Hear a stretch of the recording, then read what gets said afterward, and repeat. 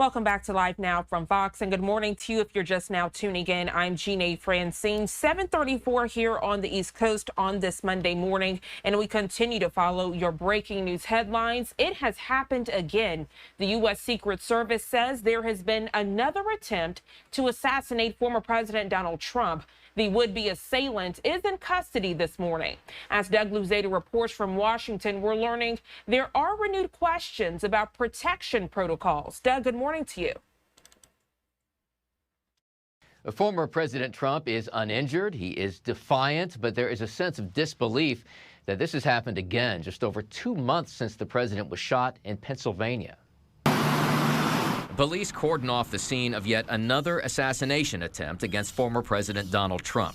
This time, though, a Secret Service agent caught a glimpse of a gun through a fence along Trump's Florida golf course. Former President Donald Trump is safe and unharmed. An agent opened fire and the suspect fled, but he was soon pulled over and arrested. He's been identified as 58-year-old Ryan Routh of Hawaii. A rifle and a backpack were found at the golf course fence. The gunman was at a distance, but close enough. Probably between 300 and 500 yards, but with a rifle and a scope like that, that's not a long distance. Trump sent an email to supporters, "Nothing will slow me down. I will never surrender."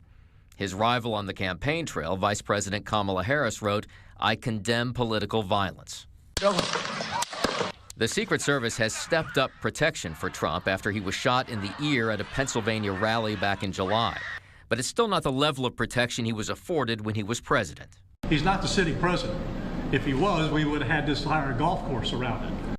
It's another issue for Congress to consider, already in the midst of investigating the July assassination attempt. This rhetoric against President Trump, this narrative that he will be the next dictator, that he is the next Hitler coming, it has got to stop. Enough is enough. And the Secret Service has already been under intense scrutiny after that first assassination attempt. We're still waiting for their final report on that event as this investigation moves forward. In Washington, Doug Luzada, Fox News.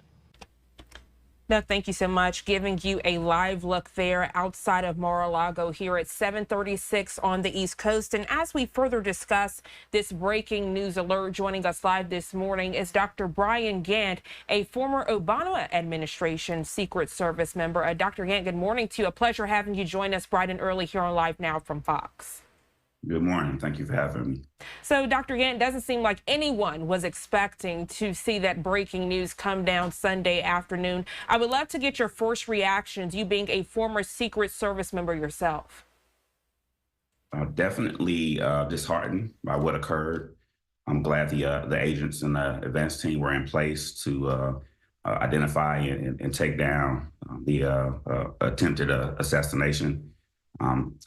Copycat artists usually, you usually get, some of those after, different events, whether they be active shooter situations or in this case, attempted assassination. But I'm definitely glad things worked out for the best. You mentioned those copycat artists, and I'm so glad you did, because there's always someone out there, some evil person who wants to try to one-up the last tragedy that we've seen in America. Did we learn from that first assassination attempt against Donald Trump?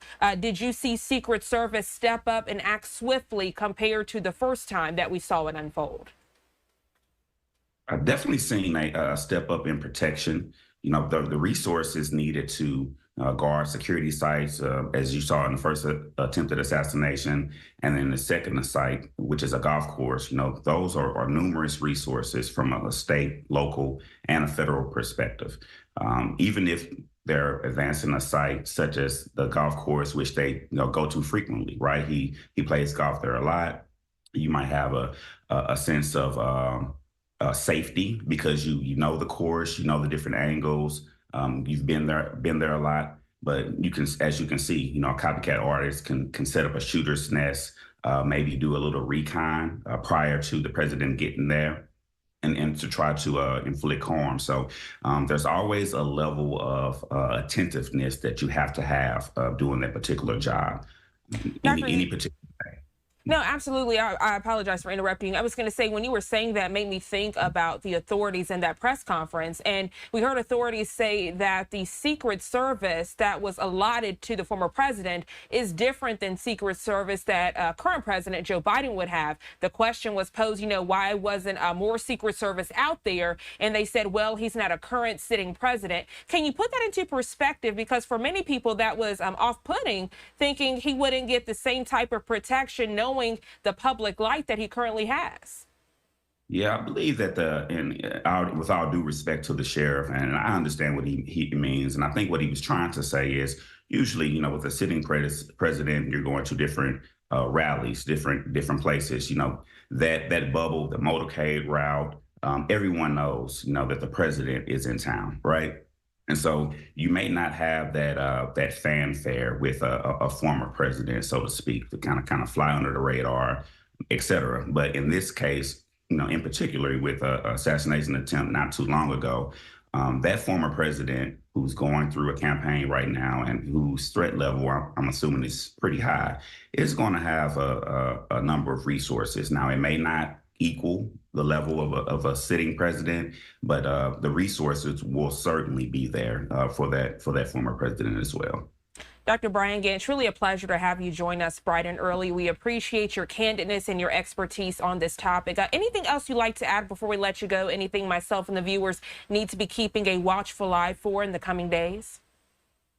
I would just keep a watchful eye on, again, I've been going through the profile, looking at different news articles and things of that nature concerning this particular gentleman, 58 years old.